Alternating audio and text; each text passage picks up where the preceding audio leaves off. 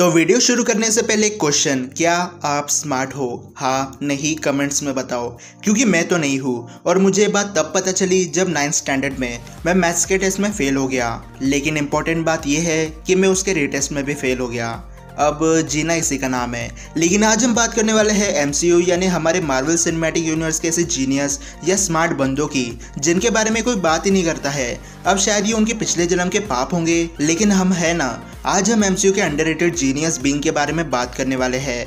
लेकिन जीनियस होना डिपेंड करता है कि कौन सा कैरेक्टर किस चीज का एक्सपर्ट है। जैसे टोनी स्टार्क एक जीनियस है और डॉक्टर स्ट्रेंज भी, लेकिन डॉक्टर स्ट्रेंज टोनी स्टार्क की तरह आयरन मैन सूट नहीं बना सकता और ना ही टोनी डॉक्टर स्ट्रेंज की तरह सर्जरी कर सकता है। ये अपने फील्ड की एक्सपर्टीज पर डिपेंड करता है कि कौन कितना और किस चीज में माहिर है। तो नंबर 10, हार्ले क्विनर। अब हार्ले वही बच्चा है जिसे हमने आयरन मैन 3 में देखा था और अपनी उम्र के हिसाब से ये बच्चा काफी कुछ कर चुका था, जैसे खुद को प्रोटेक्ट करने के लिए गन बनाना, मार्क 42 के सिस्टम को कुछ हद तक रिपेयर करके सूट को चार्ज करना, और हार्ले के आइडिया से ही टोनी ने लोकल वेपन बनाए थे। और आखिर में टोनी ने हार्ले को कई सारी चीजें गिफ्ट की थी, क्योंकि टोनी को पता था ये बच्चा कुछ एक्स्ट्रॉर्डिनरी कर सकता है। Number 9, Nick Fury. अब जब बात आती है निक फ्यूरी, जिसे रियलिटी में फरी कहा जाता है, वो दुनिया के लिए तो एक डिटेक्टिव और डायरेक्टर ऑफ शील्ड है।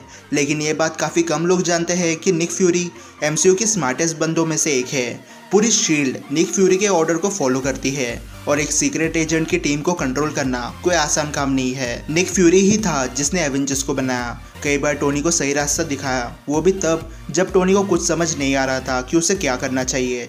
ये सब तो नॉर्मल सी बात है। निक फ्यूरी ऐसा पहला ह्यूमन था जिसे इस बात की भनक लग चुकी थी कि अर्थ के बाहर भी ऐसे बींग्स रहते हैं जो ह्यूमन से बहुत ज्यादा पावरफुल है, और ऐसे बींग्स से लड़ाई करने के लिए उसने फेज 2 बनाया। फेज 2 टेसरेक्ट के ऊपर चलने वाले हथियार। लेकिन फ्यूरी एक लंबी रेस का घोड़ा है। कैप्टन मार्वल और स्क्रल्स को उसने 90s में ही देख लिया था, जिसकी वजह से उसे एलियन टेक का एक्सेस मिल गया। और हम अभी भी नहीं जानते कि निक फ्यूरी के पास कितने वेपन्स के ब्लूप्रिंट्स और स्पेसक्राफ्ट्स होंगे ह्यूमैनिटी को प्रोटेक्ट करने के लिए। नंबर 8, पीटर पार्कर और उसका दोस्त नेड। अब पीटर पार्कर एमसीयू वाला कितना ज्यादा स्मार्ट है वो तो लगभग सब जानते हैं। वो फिजिक्स के आंसर ऐसे दे देता है जैसे फर्स्ट स्टैंडर्ड के प्लस माइनस के सम्स हो। पीटर ने अपने ही कॉलेज के केमिस्ट्री लैब में वेब फ्लूइड बना दिया था, और ये वही वेब फ्लूइड है जो स्पाइडरमैन सिटी में स्विंग करने के लिए यूज करता है। लेकिन नेड को हम कैसे भूल सकते हैं? जैसे टोनी के लिए जार्विस है, वैसे ही पीटर के लिए नेड है। नेड एक कंप्यूटर जीनियस है, उसने स्टार्क के बनाए स्पाइडरमैन सूट को हैक कर लिया था। अब ऑफ कोर्स नेड कोई जीनियस नहीं है, लेकिन वो स्मार्ट जरूर है अगर वो अपनी लिमिट्स को पुश करे तो। Number 7, Ivan Vanko. अब आइवन वैंको एंटोन वैंको का बेटा है। Anton Vanko basically Howard Stark का बिजनेस पार्टनर था, लेकिन जब आर्क रिएक्टर बनकर तैयार हुआ तब एंटोन ने उसे बेचने की कोशिश की। हॉवर्ड को यह मंजूर नहीं था, इसलिए एंटोन को स्टार्क इंडस्ट्रीज से निकाल दिया, जिसके बाद एंटोन और उसके बेटे आइवन ने बहुत गरीबी और बुरे दिन देखे। एंटोन की मौत हो गई, लेकिन जब आइवन को पता चला कि टोनी ही आयरन मैन है, तब आइवन टोनी की जान का दुश्मन बन गया। टोनी ने सेनेट में कहा था कि उसकी टेक्नोलॉजी को कोई अगले 20 साल तक यूज़ नहीं कर सकता, लेकिन वैंको काफ़ी ज़्यादा क्लोज था टोनी के। उसने अपना खुद का मार्क 1 बनाया जो आर्क रिएक्टर पर काम करता था, और उसे आर्मर के वेब्स रेसिंग कार को आराम से कट कर सकते थे। आइवन ने हैमर के साथ मिलकर ऐसे आर्मर बनाए जो हैमर इंडस्ट्री कई सालों से बनाने की कोशिश कर रही थी, लेकिन वो हमेशा फेल हो गए। और फाइनली आइवन ने अपना मार्क 2 बनाया जो टेक्निकली आयरन मैन के आर्मर से ज्यादा पावरफुल था। Number 6, Jane Foster. अब जेन फोस्टर वही है थॉर की गर्लफ्रेंड जिसने बाद में थॉर को डंप कर दिया। नास्तिक जेन एक एस्ट्रोफिजिसिस्ट है जिसने अपनी पूरी लाइफ रिसर्च पर लगा दी, जिसकी वजह से जेन को एसगार्ड के बारे में बहुत ज्यादा नॉलेज है, और जेन ऐसी पहली ह्यूमन बनी जिसने एसगार्ड पर अपना पहला कदम रखा। जेन ने 90% इक्विपमेंट्स अपने हाथों से बनाए थे, और जेन के बिना मेलिकेथ को बीट करना थॉर के लिए लगभग इम्पॉसिबल था। नंबर 5, लोकी। अब लोकी को कौन नहीं जानता, लोकी एक गॉड ऑफ मिस्चिफ है। अकेले लोकी ने एवेंजर्स के नाक में दम कर रखा था। लोकी एसगार्ड के सबसे चालाक बीइंग में से एक है। इवन उसने ओडिन को ट्रिक करके एसगार्ड पर कई सालों तक राजा बनकर रूल किया।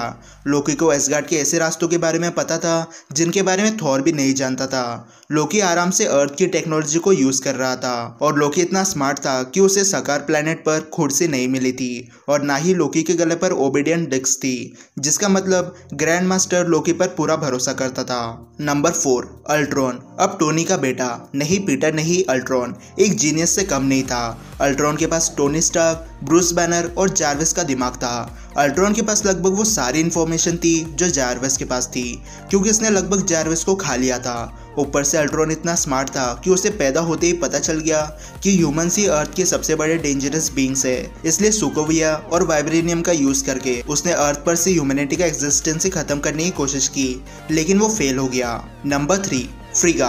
अब फ्रीगा थॉर की मम्मी है। फ्रीगा एसगार्ड की सबसे अक्लमंद हस्ती है। उसने थॉर को देखते ही पहचान लिया था कि वो फ्यूचर से है। फ्रीगा के पास फाइटिंग स्किल्स है और एक विच होने की वजह से उसे टाइम ट्रैवलिंग के बारे में पता है।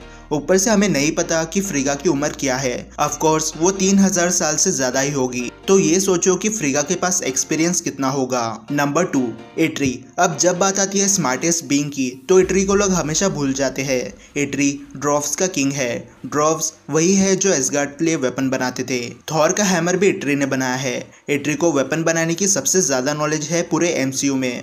इट्री ने इन्फिनिटी गॉन्टलेट बनाया जो 6 इन्फिनिटी स्टोन्स के पावर को झेल सकता था, और बाद में स्टॉर्म ब्रेकर बनाया जिसने लगभग थैनोस को मार दिया था। तो हम इसी बात से अंदाजा लगा सकते हैं कि इट्री के पास वेपन बनाने की कितनी ज्यादा नॉलेज है। नंबर 1, हॉवर्ड स्टार्क और ओडिन। अब नंबर 1 पर मैंने हॉवर्ड स्टार्क और ओडिन को साथ में इसलिए रखा क्योंकि ओडिन खुद एक गॉड ऑफ विजडम है। उसे 9 रियल्म्स में जो कुछ होता है वो सब पता है और ब्लैक मैजिक भी आता है, और एक ऑल फादर होने के नाते ओडिन के लिए ये सब नॉर्मल सी बात है, इसलिए उसे नंबर 1 पर तो होना ही था। लेकिन हॉवर्ड स्टार्क जो कि टोनी स्टार्क का पिता है, वो भी कम नहीं थे। हॉवर्ड की सिर्फ एक ही लिमिटेशन थी, और वो थी उस समय की टेक्नोलॉजी। टोनी स्टार्क तो चांदी का चम्मच लेकर पैदा हुआ था, लेकिन हॉवर्ड था जिसने स्टार्क इंडस्ट्री शुरू की।